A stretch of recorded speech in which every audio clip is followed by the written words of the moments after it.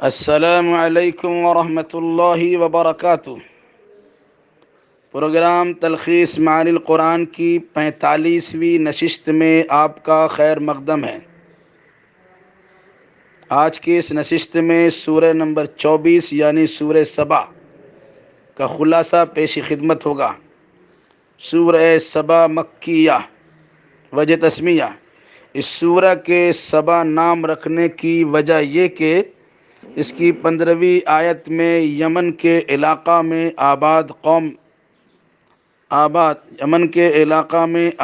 قوم سبا پر نوازش الہی کا تذکرہ ہے۔ اسی مناسبت سے اس سورہ کا نام سورہ سبا رکھا گیا۔ زمانہ نزول: یہ سورہ مکی ہے اور مکہ کے درمیانی ایام میں اس کا نزول ہوا ہے۔ مرکزی مضمون: کفار و مشرکین کے اعتراضات اور ان کے تمسخر و مذاق اڑانے کے جوابات تذکیر و تفہیم کے انداز میں دیے گئے ہیں۔ ساتھ ہی شکر گزاری کے لیے حکومت سلیمانی اور ناشکری کے لیے قوم سبا کی محرومی کا تذکرہ بھی کیا گیا ہے۔ تعداد آیت: اس سورہ میں 54 آیتیں ہیں۔ آیت نمبر 1 سے 9 میں حمد و ثنا اللہ کو لائق و زیبا ہے۔ ارض و سما کی وسعتوں پر اسی کی حکمرانی ہے۔ دنیا و آخرت دونوں ہی مقامات پر ہر قسم کی تعریف محض اسی کے لیے ہے جو بلا شرکت غیر آسمان و زمین سمیت پوری کائنات کا تنہا خالق و مالک ہے۔ ان دونوں کے درمیان کی چھوٹی بڑی کوئی بھی چیز اس کے علم سے باہر نہیں ہے۔ قیامت کا وقوع ضروری ہے تاکہ ایمان و عمل صالح کرنے والے خوش نصیبوں کو اجر عظیم سے نوازا جائے اور آیات الہی کی تکذیب و تردید میں اپنی توانائیاں صرف کرنے والے بد نصیبوں کو دردناک عذاب سے دوچار کر دیا جائے۔ اہل علم منزل من اللہ کتاب کو مبنی بر حقیقت مانتے ہیں، جبکہ کفار و مشرکین مرنے کے بعد دوبارہ زندہ ہونے کا انکار کر کے ضلالت و گمراہی میں مبتلا ہیں، جو تخلیق ارض و سما میں تدبر و تفکر نہ کرنے کا نتیجہ ہے، حالانکہ ان دونوں میں قدرت کی بے شمار نشانیاں موجود ہیں۔ آیت نمبر 10 سے 12 میں داؤد علیہ السلام پہ ہونے والے فضل الہی کا تذکرہ ہے کہ انہیں نبوت و رسالت کے ساتھ حکومت و بادشاہت بھی عطا کی گئی۔ لہن داؤدی جیسی انمول نعمت بھی بخشی گئی کہ پہاڑ و پرندے بھی ان کے ساتھ پرسوز نغمہ سنجی میں مصروف ہو جاتے۔ فولاد کو یعنی لوہا کو ان کے لیے نرم بنا دیا گیا، جس کی وجہ سے ذرا بختر اور دیگر فولادی اشیاء بآسانی تیار کر لیتے تھے۔ آیت نمبر 13 سے 14 میں سیدنا سلیمان بن داؤد علیہ السلام پر نوازش الہی کا تذکرہ ہے۔ انسانوں کی طرح جنوں پر بھی ان کی حکمرانی تھی، جن کے تعاون سے بڑی بڑی عمارتیں، تصاویر، بڑی بڑی دیگیں، بڑے بڑے لگن اور دیگر سامان عیش و عشرت بنوا لیتے تھے۔ بیت المقدس کی تعمیر کا کام بھی انہی سے لیا گیا۔ ان کے لیے ہواؤں کو مسخر کر دیا گیا تھا کہ صرف صبح و شام چل کر 2 ماہ کی مسافت طے کر لیا کرتے تھے۔ جنوں سے متعلق عوامی عقیدہ عالم الغیب ہونے کی جن عالم الغیب اس کی تردید بھی کی گئی ہے۔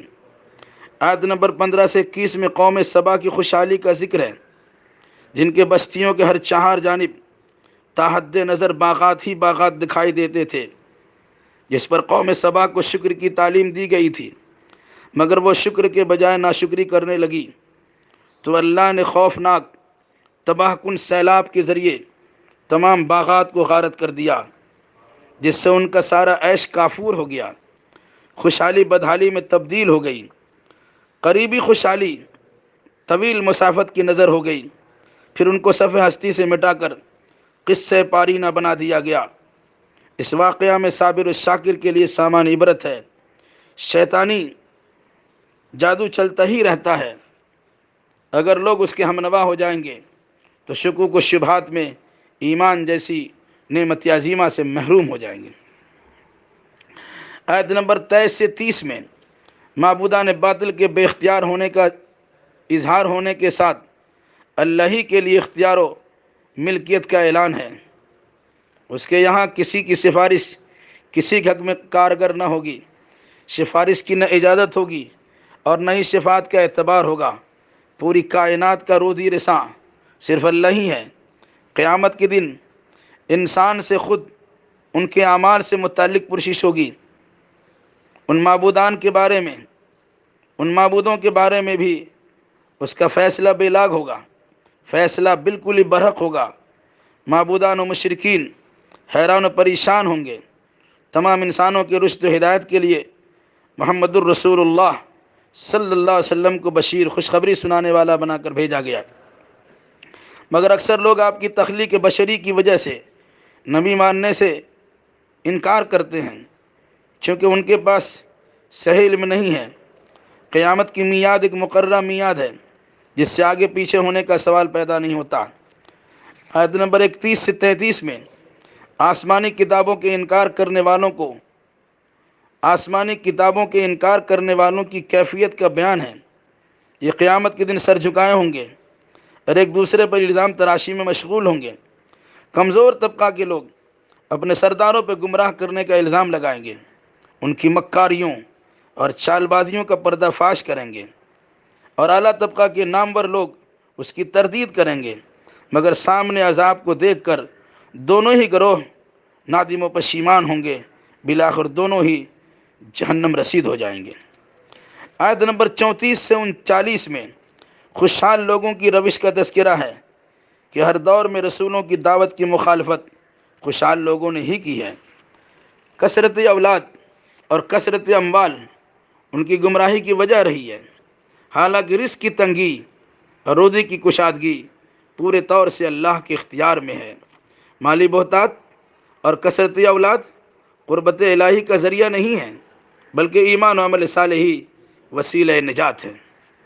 آیت نمبر 40 سے 45 میں برود قیامت فرشتوں سے پرسش کا تذکرہ ہے۔